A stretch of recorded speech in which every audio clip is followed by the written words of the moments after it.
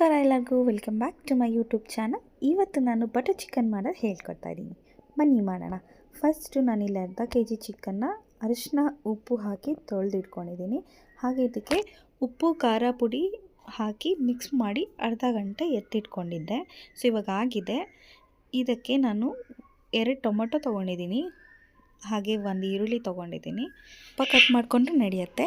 ಹಾಗೆ ಶುಂಠಿ ಬೆಳ್ಳುಳ್ಳಿ ಪೇಸ್ಟ್, ಸ್ವಲ್ಪ ಖಾರ ಪುಡಿ, ಸ್ವಲ್ಪ ಗೋಡಂಬಿ, ಕಸ್ತೂರಿ ಮೇಥಿ ಆ್ಯಂಡ್ ಲಾಸ್ಟ್ ಗರಂ ಮಸಾಲ. ಬನ್ನಿ ಸ್ಟಾರ್ಟ್ ಮಾಡೋಣ. ಫಸ್ಟು ಒಂದು ಪ್ಯಾನ್ಗೆ ನಿಮ್ಗೆ ಸ್ವಲ್ಪ ಎಷ್ಟು ಬೇಕಷ್ಟು ಆಯಿಲ್ ಹಾಕ್ಕೊಳ್ಳೋಣ.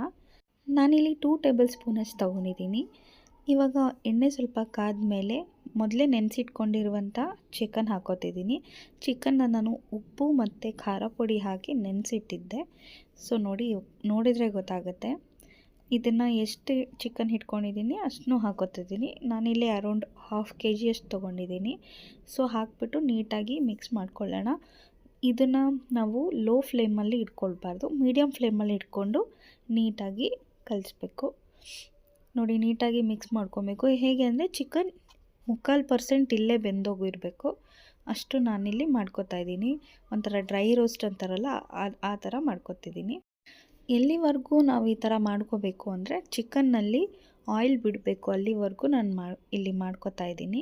ನಾನಿಲ್ಲಿ ಯಾವುದೇ ನೀರು ಹಾಕಿಲ್ಲ, ಏನೂ ಇಲ್ಲ.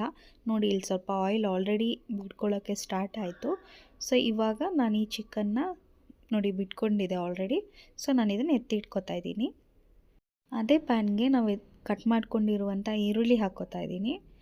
ಈರುಳ್ಳಿ ಎಷ್ಟು 1 ಈರುಳ್ಳಿ ದಪ್ಪ ಸೈಜ್ ತೊಗೊಂಡಿದ್ದೀನಿ. ಸೊ ಎಷ್ಟು ತೊಗೊಂಡಿದ್ದೀನಿ ಅಷ್ಟು ಕೂಡ ಹಾಕ್ಕೊಂಡಿದ್ದೀನಿ.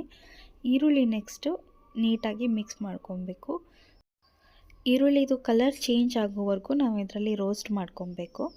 ನೀಟಾಗಿ ರೋಸ್ಟ್ ಆಗುತ್ತೆ. ನೋಡಿ, ನೋಡಿದ್ರೆ ಗೊತ್ತಾಗ್ಬಿಡುತ್ತೆ ಅದರಲ್ಲಿ. ಈ ಬಟರ್ ಚಿಕನ್ ಎಷ್ಟು ಈಸಿ ಅಂದರೆ ಯಾರು ಬೇಕಾದರೂ ಮಾಡ್ಕೊಳ್ಬೋದು, ಅಷ್ಟು ಈಸಿ ರೆಸಿಪಿ. ಮತ್ತು ಹಾಗೆ ರೆಸ್ಟೋರೆಂಟ್ ಸ್ಟೈಲಲ್ಲೇ ಬರುತ್ತೆ ಇದು. ನೀವು ಟ್ರೈ ಮಾಡಲೇಬೇಕು. ಇವಾಗ ಬಟರ್ ಚಿಕನ್ಗೆ ಮೇನ್ ಬೇಕಾಗಿರೋದು ಬಟರ್. ಸೊ ನಾನಿಲ್ಲಿ ಸ್ವಲ್ಪ ಜಾಸ್ತಿ ಬಟರೇ ತೊಗೊಂಡಿದ್ದೀನಿ. ನೀಟಾಗಿ ಬಟರ್ ಹಾಕಿ ಈರುಳ್ಳಿನ ಮಿಕ್ಸ್ ಮಾಡ್ಕೊತಾ ಇದ್ದೀನಿ. ಇದಕ್ಕೆ ನೆಕ್ಸ್ಟು ನಾನು 2 ದೊಡ್ಡ ಸೈಜ್ದು ಟೊಮೆಟೊ ತೊಗೊಂಡಿದ್ದೆ.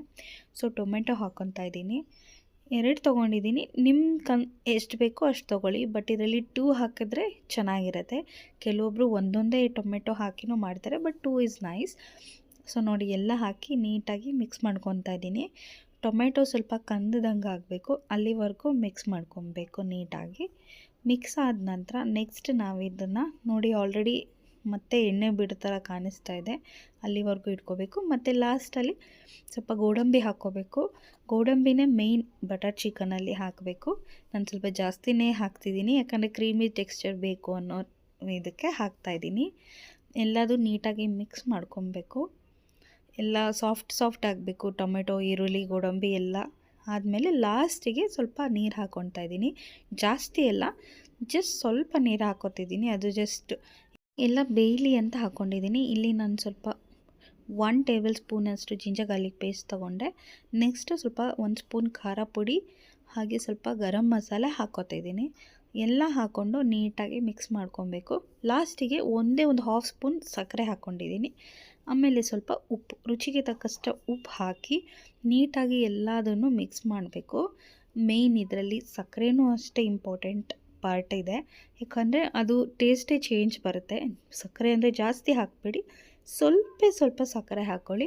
ನೀಟಾಗಿ ಮಿಕ್ಸ್ ಮಾಡಿ. ನೋಡಿ, ಒಂಥರ ಗ್ರೇವಿ ಥರ ಕಾಣಿಸ್ತಾ ಇದೆ ಈಗಲೇ. ಇದು ನೀಟಾಗಿ ಮಿಕ್ಸ್ ಮಾಡಿಕೊಂಡು ಎಲ್ಲ ನೀಟಾಗಿ ಬೆಂದಿದೆ ಅಂತ ನಮಗೆ ಕಾಣಿಸ್ತದೆ. ನೋಡಿ, ನಾನು ಇಲ್ಲಿ ಸ್ಕ್ವೀಜ್ ಮಾಡಿ ನೋಡ್ತಾ ಇದ್ದೀನಿ, ಬೆಂದಿದೆ ಆಲ್ಮೋಸ್ಟು.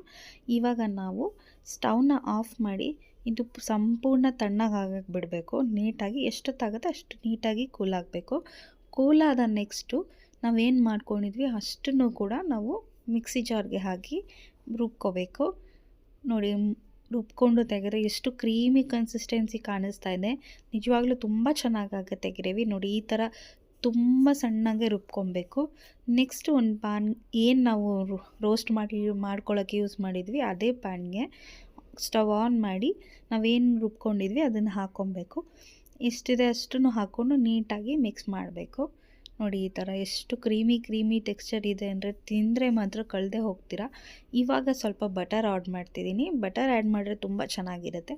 ಸೊ ಬಟರ್ ಜೊತೆ ನಾವು ಮೊದಲೇ ರೋಸ್ಟ್ ಮಾಡಿ ಇಟ್ಕೊಂಡಿರೋ ಚಿಕನ್ ಹಾಕ್ಕೊತಿದ್ದೀನಿ. ಹಾಫ್ ತೊಗೊಂಡಿದ್ದೀನಿ. ಸೊ ನಿಮ್ಗೆ ಎಷ್ಟು ಬೇಕೋ ಅಷ್ಟು ಹಾಕ್ಕೊಳ್ಳಿ. ಎಷ್ಟು ತೊಗೊಂಡಿದೆ ಅಷ್ಟನ್ನು ಕೂಡ ಹಾಕ್ಕೊಂಡಿದ್ದೀನಿ ಇಲ್ಲಿ.